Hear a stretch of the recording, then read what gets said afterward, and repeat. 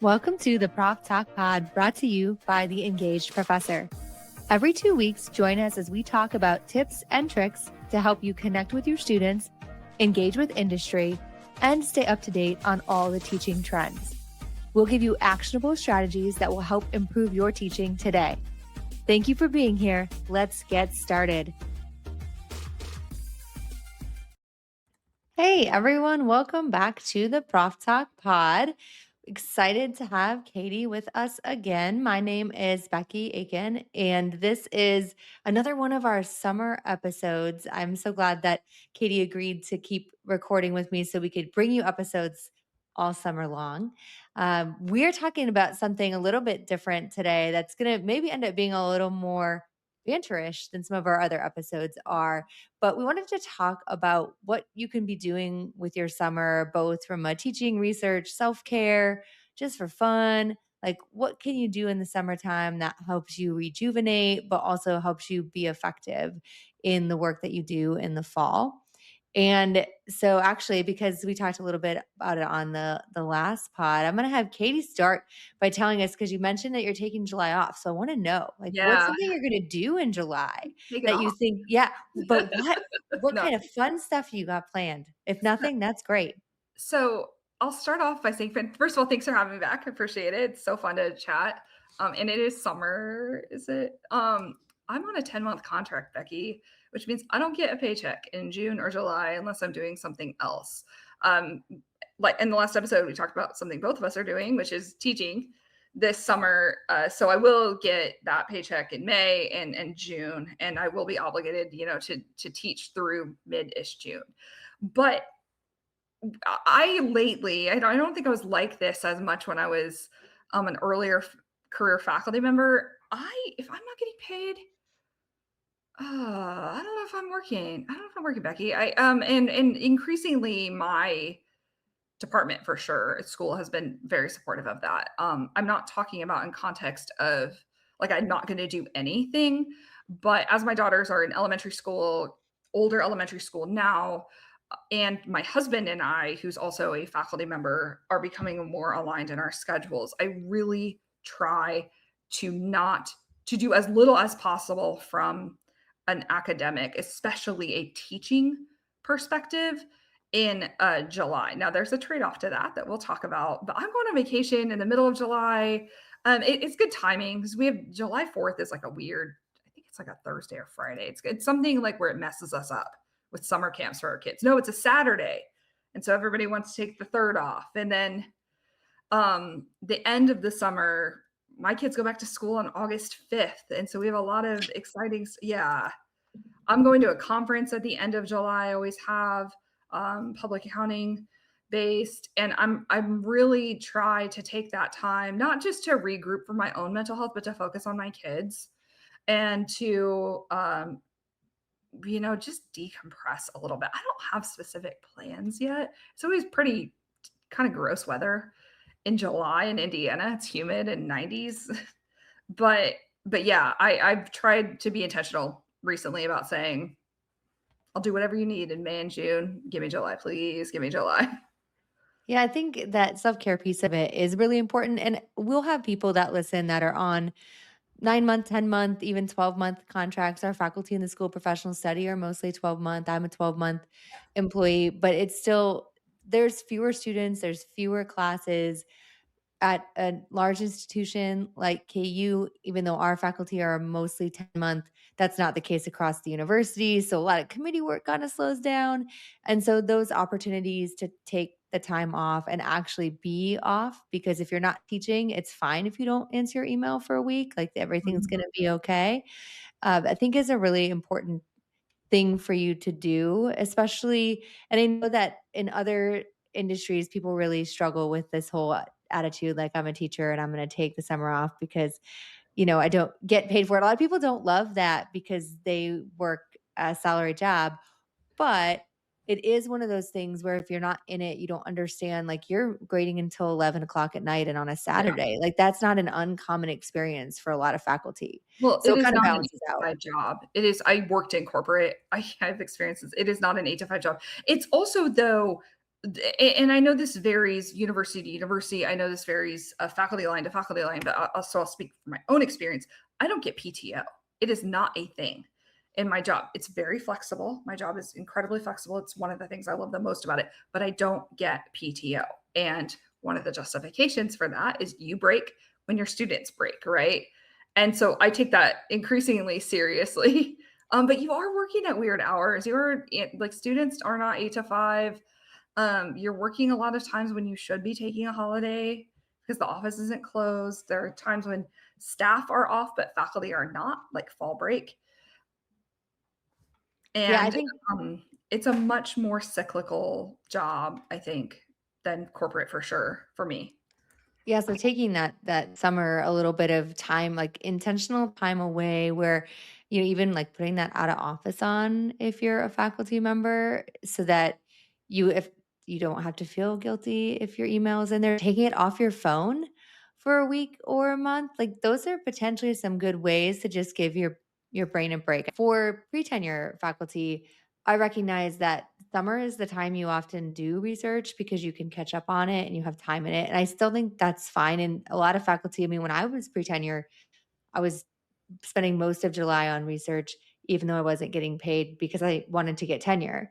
And that is one thing to balance in the summer. But if you choose to do that, I would say set really clear, realistic goals and use that time so that so that you feel like you accomplished something if you're going to do that. Because the worst thing for me when I was still pre tenure, the worst thing was planning on doing research all of July, and not actually accomplishing anything concrete. And then I didn't get a break and I didn't accomplish anything concrete. So I think it's a good opportunity to do that, but make sure that you set goals, you write them down. And even if those goals are start data collection for one study, once it's a goal, then you can check it off and feel like you've accomplished it. So I think research is something that a lot of faculty tend to try to catch up on.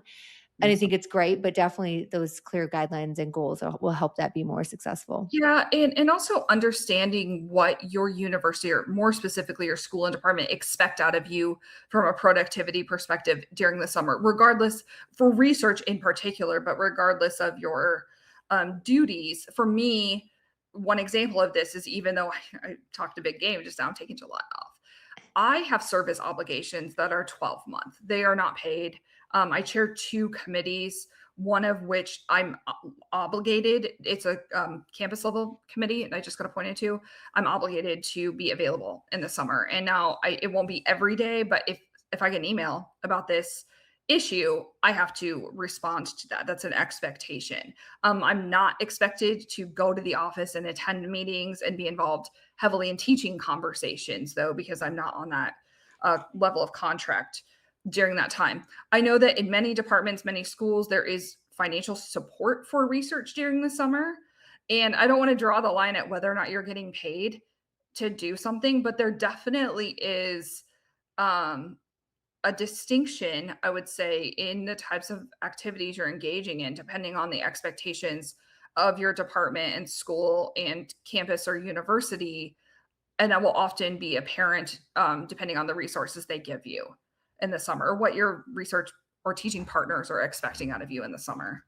And that's something, thinking about newer faculty members who are still trying to figure out what this looks like. It might be an opportunity for you to talk to others in your department about how they approach their summer so you kind of understand what expectations are, and to give you that might actually make you feel like it's okay for you to take a break, because I think that's a really hard for especially the tenure track, tenure line faculty to feel like it's okay, even if they're not getting paid. So talking with those around you, and obviously people are going to have different perspectives because there's different motivation levels. For some people, having 10 refereed journal articles a year is their goal. There's no way they're doing that without working in the summer. No way. If that's not Right. your goal, you don't have to do the same thing.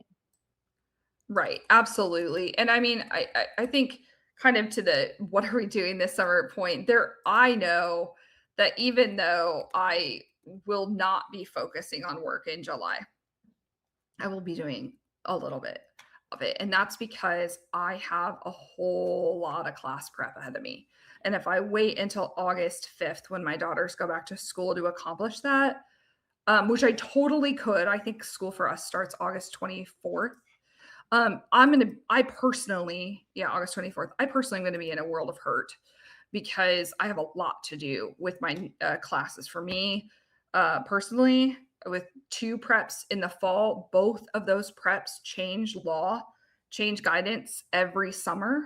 So tax, federal tax, and then sustainability reporting and analysis. I got to go figure out what Congress has said this summer. Congress reconvenes in July, right after the holiday, and that's a pain for me because they always say something that impacts my class. And I'm adopting a new textbook in one of my classes. We're going to update to 2026 tax law. I could do that in the 2.5 to 3 weeks that I have ahead of class starting once August hits. But for me personally, I've already started to think about, at least made a list of some of those changes, that restructure I'm going to need to make. So I think another piece of this with teaching is that it depends on what you have to do to get ready for the fall. And I know that I personally always have a pretty heavy burden um, to get ready for the fall. Now, whether I accomplish that in the next 6 weeks or do a little bit of work in July, however that goes, is what goes. But that's sort of a given, and that also differs person to person, career level to career level. I know many of my colleagues who teach more sedentary skills do not have the same burden. Or if you've been converting your class from a 6 week to a 16 week, or trying to do format online, in person, that'll change the game a little bit too, right? Yeah, I definitely think that there's some value decisions to make there too. And also, for me, I like to do a little bit of that in the summer because I don't like to be as stressed out at the start. I don't like right before, like the week before, I don't like feeling like everything's got to be done right now. And for me, once the semester starts, life is crazy. Me too. And if I don't have most of the semester planned well before it starts, it gets overwhelming quickly. So I think you're also making that value decision for yourself about how much time to spend on your teaching. One of the things I like to do in the summer is choose, and I know this is not on everybody's radar, but choose one of the newer books on teaching or learning and use that as my quote unquote pool read. Whether it's actually at the pool or not, I don't know. But that for me is always a good time to spend some time reading about Right what other people are there. thinking about. Oh, here we go. Think Yeah, again. I I like that remember. one. That's a I love that vacation one. grade. Yep. That I think, and it doesn't have to be necessarily even teaching and learning. It can be some sort of book that gives you some insight into some of the skills students need or how people are approaching the world of work. Like anything you can think about that will allow you to get better at your job, but also allow you to connect with students with tools that help them get better at being a student or get better in their future career. I think that that's a really good use of summertime, whether you want it to be thinking or not. For me personally, it's hard to open up my brain to those kind of books during the academic year because I try to read all the Yes. stuff my students read as they read it. And so there's just not time. And even if there were time, I'm not able to truly focus on it because I'm thinking about the 30 other things that have to get done. So I think that's a Yes. good use of your summertime too. I totally agree. I have a hard time reading for work during the school year because I already do so much. I read whole lot of law and policy throughout the year, and so summer I do think it's like a time for me because I can absorb it better. I can be like, oh, Mhm. think about it from a creative perspective, a little bit more of a creative mindset. I also think that you have to, be aware that you're going to be really busy that week leading up to the semester starting. I know we have like a day long department retreat. Things really heat up. Your students are starting to email you about the fall. Maybe like you and I do, we have little kids going back to school and starting new routines. I could say this for the first time. We have a football team, and my life gets crazy during football season, like really, really, really crazy. And so I have to think about what this fall semester is going to be like and compensate a little bit during those last precious weeks of summer so my life feels manageable once August hits. And that's okay with me. I want to make a point that not everybody feels that way. If you want to I'm taking July off, I'm not getting paid. I say that I'm probably going to do what my brain, if mental health for me, self care for me is working a little bit in July, that's going to be fine. You don't have to do it that way. if you feel like you can get it all done in August, great. This is another thing, Becky, that we were talking about earlier with people like, "Oh, you have all summer off," and I struggle to get a couple weeks of summer, you know, to myself. I'm hoping It for a long plane ride somewhere. it And why goes very quickly. That's the thing, is it and I think that's true for everybody, but yeah, definitely, like, it does not feel like we have all this time. That is for certain. The other thing that I think can be kind of fun in the summer, and for me, one of the things I'm going to do this summer is take a bunch of AI related courses in how AI is being integrated in different industries, not even just in what I teach in, but just because I'm curious Mhm. and feel like that's something that a good use of my time, regardless of what the next 10 years of my life look like. And I always think it's good to think about some sort of personal, professional development related activity. Like maybe you've always wanted to learn graphic design, like giving yourself a Yes. chance to go back and learn something, and it can be useful in the degree program, or it can be maybe you like love photography and during this academic year you don't have time to learn about how to use lighting to your advantage. Like the summer can be a good time to exercise those brain skills on something different that just gets you excited and interested and learn again. And Yes. I think there's a lot of value in that, from both a personal satisfaction, but honestly, when you go back to being a learner who's a little bit clueless, it can't help but inform what you do as a teacher. I love that, and I think, yeah, an important thing for me is it doesn't have to facilitate what you do as a teacher, but it can. One of my goals this summer, and it's an interesting one. So, my oldest daughter, it feels like she's aging out of summer camp, which mixed Ooh. feelings about that. I know. Mixed reactions about that one. My younger one is definitely going to summer camp for a few more years and loves it. But I'm like, okay, what do I do with her all summer? And we have a really good art museum, like a really good art museum here at IU. I know the elementary schools take field trips there, and I've never been in there except, as a one off. And I'm going to take a field trip to the art museum this year, go to the gift shop, maybe take like a watercolor class. I'm terrible at art. I'm an accountant. And I think one of my goals this summer is to learn about my campus, to explore. We have a huge campus. It's got travel and leisure voted it the number two most beautiful campus in the US. I know that, but I don't take advantage of it as much as I should. I'm going to go to the art museum. I'm going to try some things around town, kind of maybe make myself a tourist in my own town a little bit this summer. Hopefully, with my daughter, she'll agree to go with me and take advantage of opportunities like that while students are gone. I think I that's think something. yeah, that's a uh, really good idea. Yeah, And especially if you're on a big campus where you just feel like, "I don't have time to go over there," or it's far away or whatever. Yeah, I'm excited about that one. and you might be surprised about the things you learn that they do at that Yes, museum, or any part of campus where you're like, oh well, this could be interesting for my students. This is yes, something that I could connect them to either formally in my class or informally, just like let them know they have these yes. opportunities.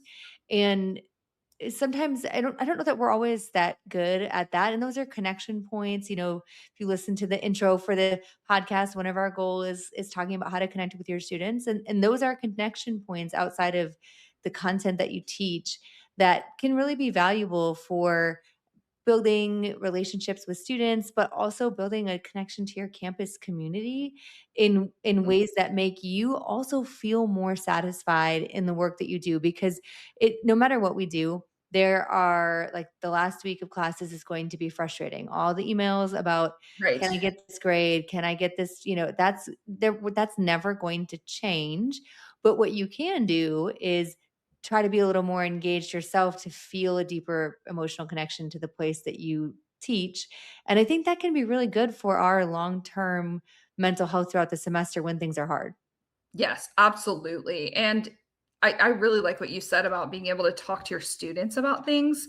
I have seniors most of the time, and it's like a blessing and a curse, right? Of being like, hey, have you ever eaten here? Or I always ask, like, what's your favorite single dish or single drink in Bloomington? And then they're all like, "Oh my gosh, we only have a year. We only have a semester left to do all this." We're like really getting them to take, and it was really fun this year being like, "Go to Miami, go to the championship game, do all this fun stuff." But like really getting them to be like, to understand that this is it and to encourage them to kind of live it up.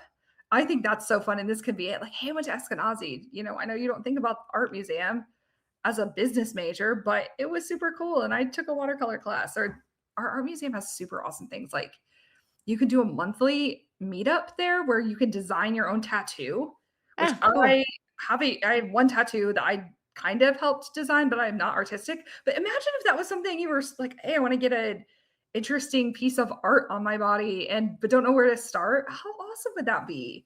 And then it could turn into a routine thing for your students or you. Yeah, I'm pretty jazzed about that. That's very fun, and you've said this a couple times, like, "I am this and I am not that," and I think that summer is a great time for us to explore those things we're not, Yes, and 100%. No, that's it, right? right, because sometimes one, like, it's good for you to push your brain to think in different ways, but it's also I say this to students all the time, like, you don't know what you don't like until you try it. Or what Yes. you wanna let Yes. do, and so it might open a door to a new hobby or for some of us who have lots of time on our hands, I guess, a new side hustle, like maybe, Katie, you are gonna be the best tattoo design artist ever, and you can start selling your tattoo designs No, on it's really Etsy, true, like you know? yeah, that's exactly it, is, like, there are things that you don't know about. I really think, especially if you're not a creative, summer's a great time to just go sideways with whatever or find inspiration to go sideways with whatever you're doing. It can circle back, to what you're doing in the classroom. It can come out of summer refreshed. That's what I said. Come out of it refreshed. However that makes you feel. I've had a couple of summers. I think last summer was one actually where it just felt chaotic the entire way. And it's not a fun feeling to start August and be like, "Oh my gosh, I feel like I didn't get a break." Come out of it. I'm traveling a lot this summer, but it's good travel, right? Don't be like, "Oh my gosh, I feel like it just flew by. I didn't get a single minute to myself." Take the nap, go to the art museum, do the AI class. That's awesome too. I bet the people in your learning centers and tech support would love to see you because they're bored. It's summer. Right, and they're Um, still there. and they're still there. Do the thing. Go to the auditorium and see something that your students are doing this summer in the arts. Like there's so much cool stuff that your campus probably offers that you don't even know about. That's I did not think I was gonna go down that tangent, but I'm glad I did because now I'm excited about it. Well, and I am. So my students in our intro class do presentations on they can pick any topic they want, but they do Ignite presentations at the end of the Oh, semester. yeah. And one of my students did one on green and blue spaces. And I think that's the other thing that in the summer I would suggest is a little bit of outdoor time. There's pretty solid research on the benefits of spending time in nature and how that can be good for mental health and how it can be good for your brain Mhm. and creativity and relaxation and all of these things. So if you have green or blue spaces or both near you, intentionally doing that walk, like summer is the time to start that 11 a.m. every day. I go for 20 minutes around the neighborhood, even like anywhere you can get some sky and some green grass around you, I think can be beneficial too. And that's something really simple to do that I try to do a lot in the summer is be a lot more intentional about getting outdoors and Yes. other than not in my office, in my dungeon, in my basement. I always say, so I go to hot Pilates 4 or 5 days a week, and one of my Pilates instructors always ends the class. I think the quote's a little cheesy, but it's like works, which is what is yesterday, but today's tomorrow. And I think I like that because she talks about it in the context of like just do the thing. If you want to get into an exercise routine or want to walk your dog more or want to learn watercolor painting, summer is the time for us to do that, right? Get yourselves into habits. My husband has made a personal goal this summer and I love it. It's already started to cook more. He's a really good cook and he just has not had time this summer. And I think my 10-year-old is going to help him a lot with that. Do it. Just get it done. That way, when the fall gets chaotic, which it will, it will, you have habits established that maybe are not your favorite thing. I don't love to exercise, but I do it. Or something fun that you've discovered or accomplished, or you've gotten vitamin D, you've gone outside as much as you can, your skin feels sun warmed. Do that now because the last thing I always say this I want is to walk into fall feeling chaotic, you Yep. know? And Um, I love that too about habits, building habits that then maybe will help you continue some of that self-care and mental health. We talked about burnout a few episodes ago to help you avoid that. Like summer is a time where you might be able to build some of that, find the thing for you because what's the thing for Katie and what's the thing for me might be quite different from whatever brings you joy, relaxation, rejuvenation. And so right, experiment with the stuff now while you can to find what that might look like for you. 100%. And again, before it gets chaotic, if you don't go to the gym because college students go there, go now. Get into the routine, they're gone.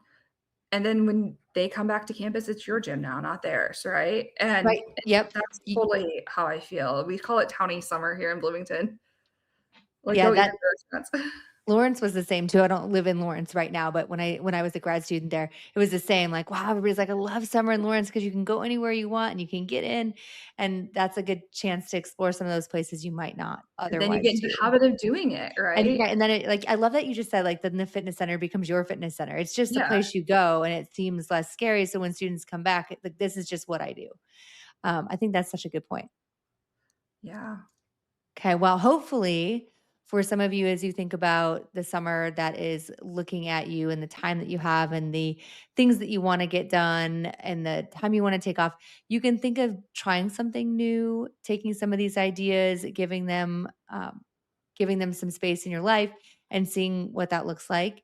And learning how to manage what is right for you in terms of how much you need to work, want to work, can work to make your fall and spring even a little bit less chaotic and to keep yourselves kind of I feel like there's a high level of burnout in every job right now and we need people to stay in academia and we need teachers.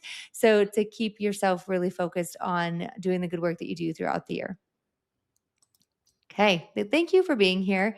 Thank you for listening. We greatly appreciate your time. If you could tell somebody about this podcast, let them know that you're getting useful information from it. We love to hear from you too. I like the text messages, the emails. They're very helpful for me as I think about how this podcast evolves over the next year. We're just hitting 2 years of doing it. And so just thinking about what the next 2 years look like.